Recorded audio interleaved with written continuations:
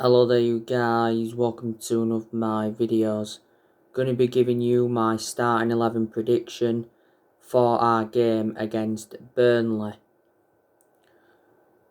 So in goal, I'm going to go with Dean Henderson.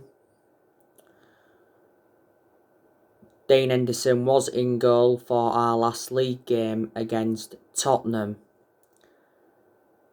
He made some good saves to deny Harry Kane and Heung-min Son. Prior to the game against Granada in the first leg, Dean Henderson had been in goal for 7 games in a row. I reckon now that Dean Henderson is our number 1, but I've said he's reliable enough to become our number 1. He's done very, very well in the games he's been involved in this season. Like I said, he's made good saves, his distribution's been good, he's made good aerial claims. And he's got that experience behind him because he endured 2 successful loans with Sheffield United, and he's also had other loan spells before. It was the Gea goal in the game against Granada recently in the Europa League quarter-final second leg. Now at right back, I'm going to go with Wan-Bissaka. Wan-Bissaka played against Granada recently. I thought defensively he was superb, but lacked that attacking intent. He needs to show more attacking intent. In some games this season, he showed good attacking intent, but he needs to show it persistently. Against Granada, I think he got caught out by Kennedy once. We got Wan-Bissaka in a deal worth 50 million from Crystal Palace in the summer of 2019. Now, the 2 centre-halves, I'm going to go with Victor Lindelof and Harry Maguire. Victor Lindelof, he did quite well against Granada recently. I think he's done well in recent games in general. He showed the ability to play out from the back. He's been quite good in the air. He's got forward well, and defensively he's been good, and he's also made some very, very good clearances. I do have my strong reservations about Lindelof. You know, he has been at the club quite a few years now. We got him in a deal worth 31 million from Benfica back in 2017. Harry Maguire, he didn't play against Granada recently because he was suspended. So obviously we went with Tuanzebe and Victor Lindelof at the back against Granada. And to Tuanzebe's credit, he did very, very well against Granada. It was his first start for Man United since January. Harry Maguire, though, has enjoyed some good games this season, where he's looked very effective in the air. Defensively, he's been good. He's showed the ability to play out from the back, and he's got forward well. But he's also enjoyed poor games where he's been caught out far too many times. You know, he's lacked that composure, and he hasn't got forward well. But we overpaid for Harry Maguire. We got him in a deal worth £80 million from Leicester. So he's the second most expensive sign at the club, and the most expensive centre-half in the world at the moment. At left-back, I'm going to go with Luke Shaw. Luke Shaw didn't play against Granada recently because he was suspended, so obviously we went with Tellez instead. Luke Shaw has been our best player by far this season. You know, Luke Shaw showed very good attacking intent. He's got into very good crossing positions. I think his crossing's been good. He's provided width. And defensively, Luke Shaw's been superb. Luke Shaw has been at the club over 6 years. He has had a good career at Man United apart from his injuries. And he still remains our first choice left back despite the arrival of Alex Tellez last summer. Midfield, I'm going to go with Fred and Scott McTominay.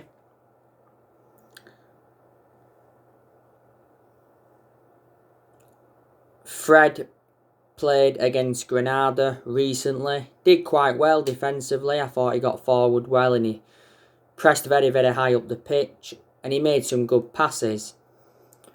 Fred's enjoyed a lot of good games this season, but he's also enjoyed poor games. I reckon we overpaid for Fred. We got him in a deal worth £52 million from Shakhtar Donetsk. McTominay, he didn't play against Granada recently because he was suspended. I think McTominay's a decent player. You know, still young, got a lot of development in him. He's not yet at that level where we want him to be at. Can he emulate to that level? Just after the first lockdown last year, McTominay signed a 5-year contract with the club, so he committed his future to Man United. Ahead of them two, I'm going to go with Bruno Fernandes. Bruno Fernandes played against Granada recently. He enjoyed a pretty good game. You know, it wasn't one of his best performances. He could have done better. I think he had a couple of chances against Granada. They were both volleys, but they were off target. In most of Bruno Fernandes' games, though, he has been very, very consistent. But there's been a few games where he has looked off the pace, but we have overplayed him. But earlier on this season, Bruno Fernandes denied that I needed a rest because he said he's come to Manchester to win trophies.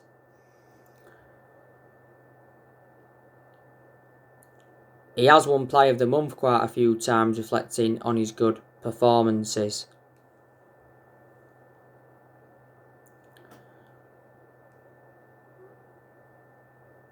He's been at the club over a year now. Don't forget he did say on his 12-month anniversary that he's planning on spending many years at Man United. We initially paid £47 million for him, but the overall cost with add-ons is just over £67 million. And Fernandes is under contract with the club till 2025. There's an option to extend his contract for a further 12 months. But yeah, he is our best player and he's probably the best signing we've made since the Sir Alex Ferguson era. Now, on the left-hand side, I'm going to go with Paul Pogba. Paul Pogba was good against Granada recently. He obviously got the assist for Edison Cavani's goal. It was a good volley by Cavani and it was a good backward header from Paul Pogba. I said we need to keep Paul Pogba in more of an advanced role because that's where he's more effective. I'm not too keen on him in a deeper role. We have been getting the best out of Paul Pogba in recent months. His performances have been very, very good. Don't forget he was out with a thigh injury for a while. Earlier on this season, that was. At the first part of this season, he had an ankle injury and he was out for the vast majority of last season with an ankle injury. I'd like us to keep Pogba potentially past the summer because he brings creativity to the team.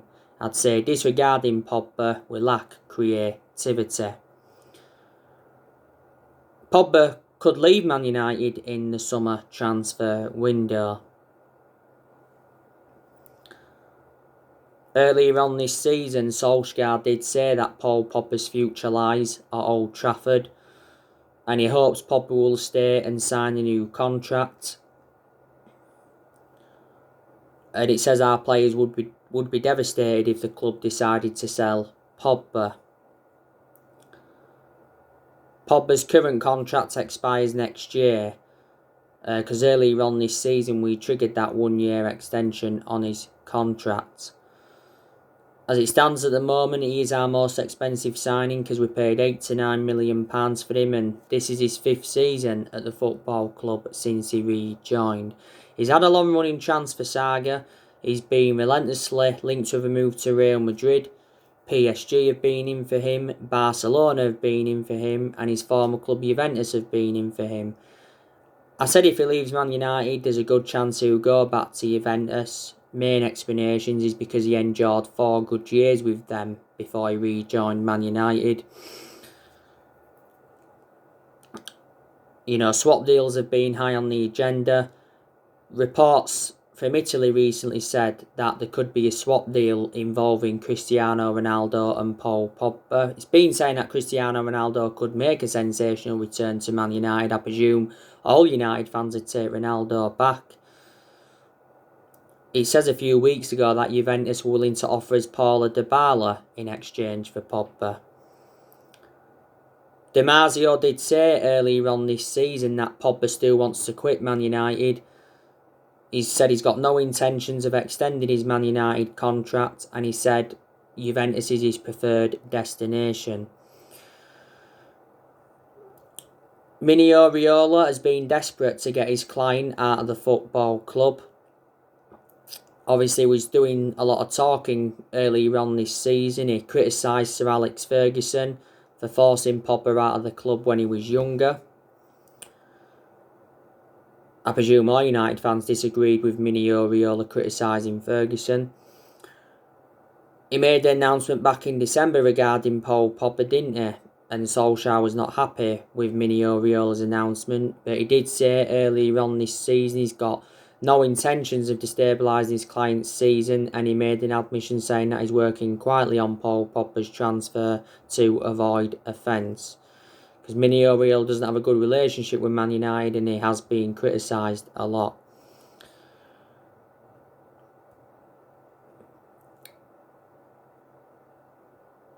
And Mino Raiola also did say he doesn't give a fuck if he doesn't take another player to Man United as long as his clients are happy. So yeah, Paul Pogba on the left-hand side. On the right wing, I'm going to go with Mason Greenwood. Mason Greenwood has been superb since he broke into our first team squad. He made his senior debut in 2019. He's been a United player since the age of 7. And earlier on this season, he signed a new 4-year contract. Ollie's been defending him a lot this season.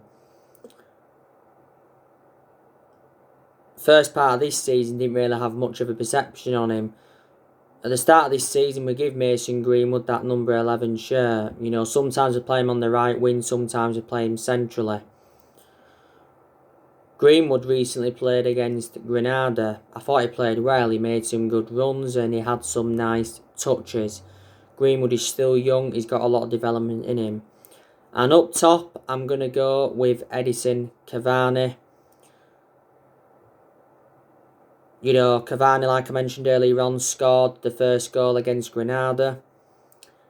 He did very well in our last league game against Tottenham. Scored a fantastic diving header. It was a lovely cross by Mason Greenwood. He played a part in Fred's equaliser against Tottenham because he initially had the shot and then obviously fell to Fred. And Edinson Cavani had a disallowed goal against Tottenham which should have stood. It was a good goal. The reason VAR disallowed it is because Scott McTominay's hand hit Human Son in the face, but I can assure it wasn't intentional. Ole Gunnar Solskjaer slammed Human Son after the disallowed goal. Jose Mourinho hit back at Ole, and Ole Gunnar Solskjaer and Jose Mourinho had a bust-up. But Cavani has made a fantastic impact since he's come to Manchester United. In a lot of his games, his hold-up play has been good. He's created chances. His movement in and out of the box has been good. And he's scored good goals. But there's been some games where he hasn't got enough service. And he's looked isolated. Now, a lot of United fans want Cavani to stay for next season. And I think Ole Gunnar Solskjaer wants him to stay for next season. He recently said that we've been handed a boost in our attempt to keep hold of Edinson Cavani because the Uruguay manager has advised Cavani to stay in Europe. Now, prior to the Tottenham game, Ole said he's unsure over Cavani's future. Not so long ago, we held showdown talks with Cavani over his future at the club. So anyway, that's how I think we could line up against Burnley. Marcus Rashford, He could be involved in this game. He's recently been out with a foot injury. He didn't play any part against Granada. Rashford's become injury prone because he's now sustained a few injuries at Man United. Eric Bailly, he's obviously been out with COVID. But Solskjaer said in his press conference that he hopes Bailly could feature against Burnley. Solskjaer also says that we are in contract talks with Eric Bailly. So Solskjaer says he feels relaxed over Eric Bailly's future.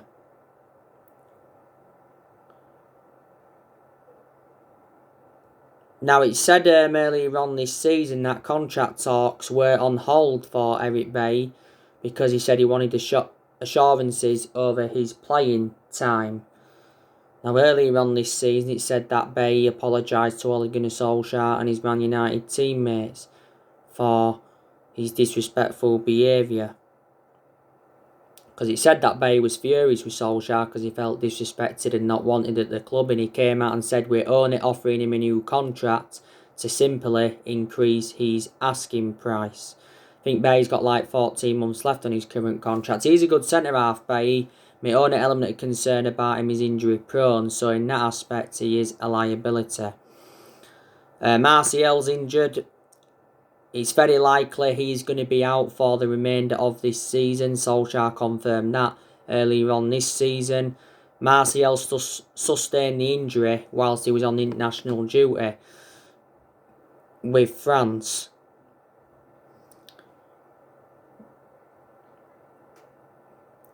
Phil Jones, he's still injured, but he doesn't get in our 11 anyway. But we are coming into this game on the back of a 2-0 win against Granada in the Europa League quarter-final second leg. It was 4-0 on aggregate because we beat Granada 2-0 in the first leg. We've progressed to the semi-finals of the Europa League. That's 5 semi-finals now under Ole Gunnar Solskjaer. Solskjaer says we are aiming to finish the season with a trophy because that would make it a great season. It is Roma in the semi-finals of the Europa League, which will be tough. Solskjaer has recently spoke out about Man United facing Roma in the Europa League semi-finals. He says Edin Dzeko will pose the biggest threat to Manchester United. Roma have got Mkhitaryan and Chris Smalling, so I presume they'll be reuniting with Man United. But I think that actually Chris Smalling is injured. Solskjaer knows how imperative it is to get his first trophy on the board as Man United manager. You know, we haven't won a trophy since 2017. You know, don't forget last month, Solskjaer did say that winning trophies can be an ego thing.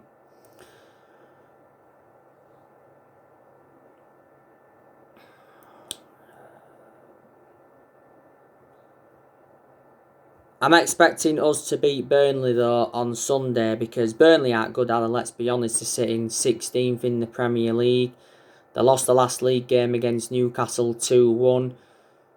Their current manager is Sean Dyche. Sean Dyche has been a long-serving manager at Burnley. He's been at Burnley since 2012, so he's been there nearly 10 years now. Before he was at Burnley, he was at Watford.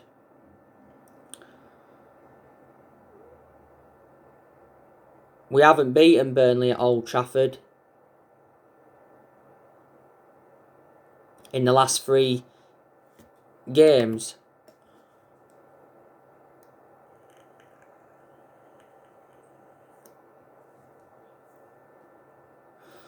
You know, Burnley won this fixture last season at Old Trafford 2-0.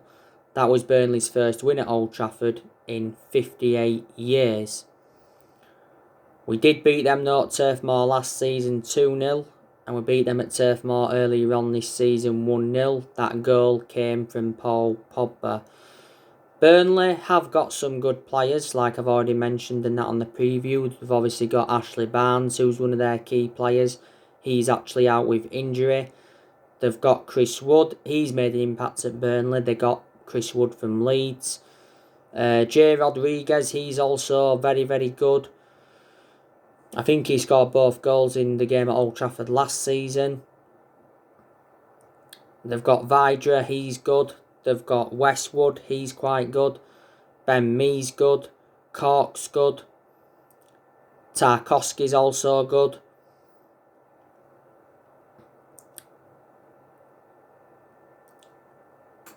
Brady, he's quite good, but he's actually out with injury. Long's good, but he's out with injury. Pope, who's one of Burnley's goalkeepers, he's out with injury. Burnley bought a few players in last year, didn't they? They brought Anthony Mancini in, they brought Dale Stevens in, they brought Will Norris in, and they brought Josh Brownhill in.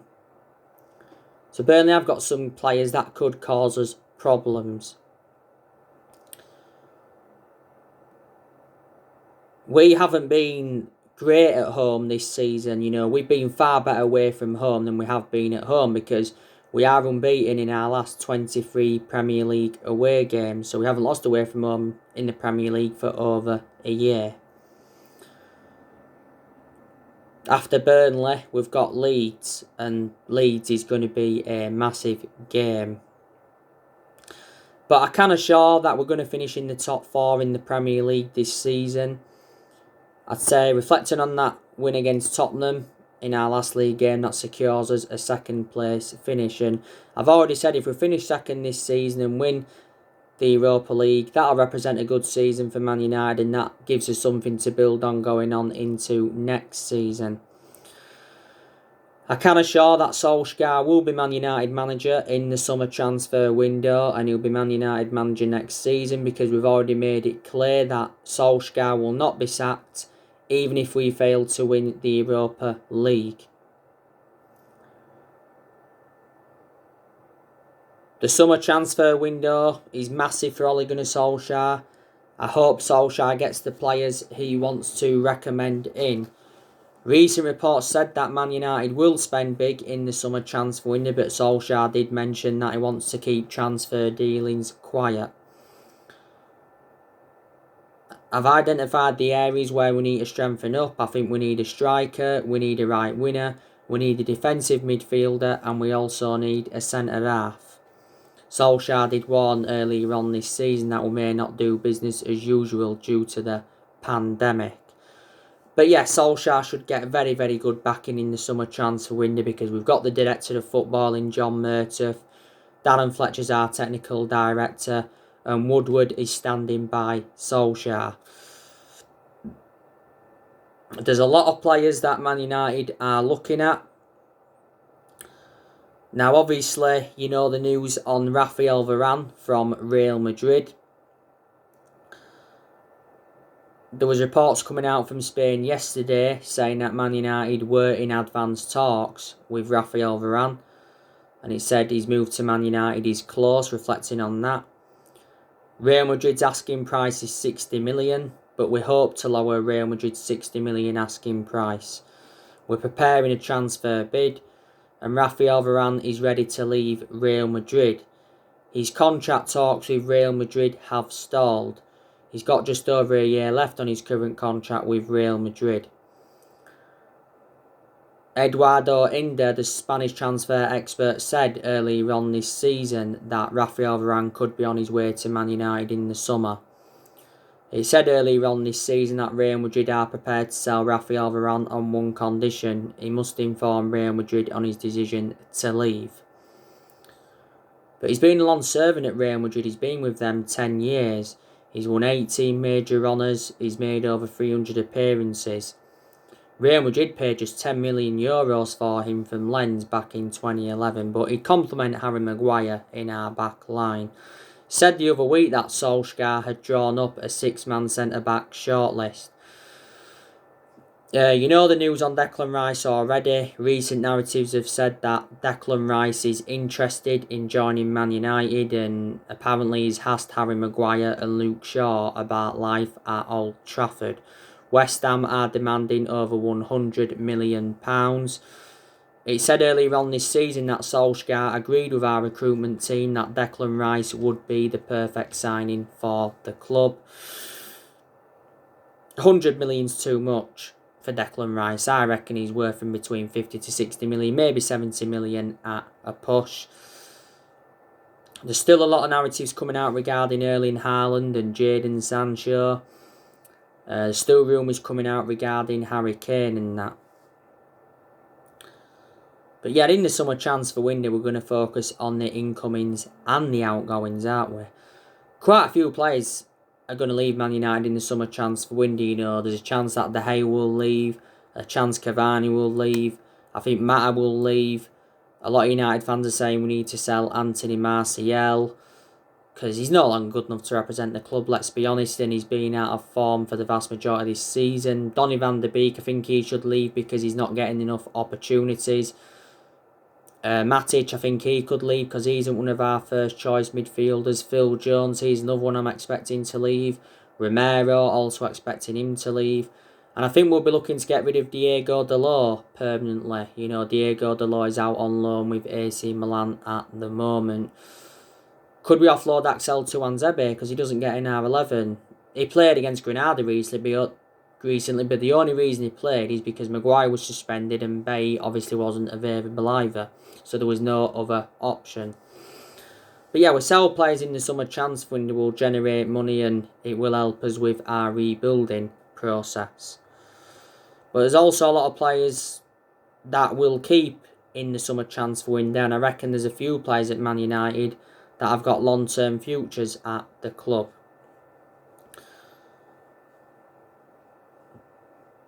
But Ole Gunnar Solskjaer, like I've said already, he is our best manager since Ferguson, without a shadow of a doubt. Because Solskjaer has made progress at Man United in certain aspects. A lot of Manchester United fans have been demanding Ole out of the club. They've obviously got main explanations why they want him out of the club. But I presume that there's still a lot of Man United fans that are Ole in and they believe that he needs more time. I can assure Solskjaer's not the long-term manager for Man United, but I've already said that he does deserve at least another season at the club. He's been Manchester United manager over 2 years now.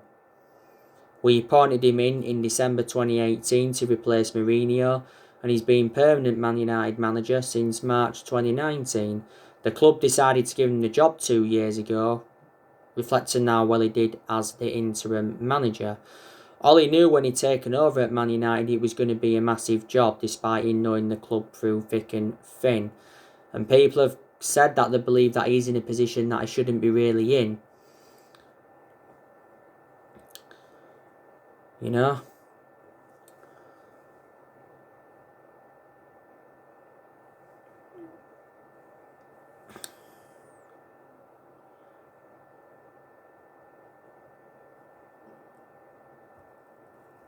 Solskjaer has spent almost £300 million as Man United manager so far. He's made good signings, but he obviously hasn't got all the players that he wanted to recommend in as yet. You know, he's got rid of a lot of players since he's come in. You know, he did well last season in his first full season. He's done well in a lot of aspects this season. I like the way he's promoted the youth, and you know, we've enjoyed very good periods under Ole where we have seen consistency, and in some of them good periods he's got the best out of the team. Solskjaer hasn't got a proven pedigree as a manager, that's one of my concerns, but reflecting now on his being at the club, he's gained some managerial experience and that. Solskjaer is our 4th permanent manager since Ferguson. We've sacked 3 managers since Ferguson, that was David Moyes, we sacked Louis van Gaal as well, and we also sacked Jose Mourinho. But in the last 8 years, we've been playing catch-up. We haven't only had different managers with different philosophies, you know. We've overpaid for players in recent years. In general, the recruitment has been poor for a while. In that aspect, the blame stems from the board, and I've already mentioned that the board's been one of the biggest problems at the club for a while. And mistakes have been made in the last 8 years as well, and that's why we haven't been as consistent as we'd like to have been. You know, we haven't won the Premier League since 2013. That's 8 years ago now. you know. So yeah. So anyway guys, that's everything to update with today. Drop your comments, likes below on the channel. If you do, consider subscribe as always, and take care. God bless. See you all again very, very soon.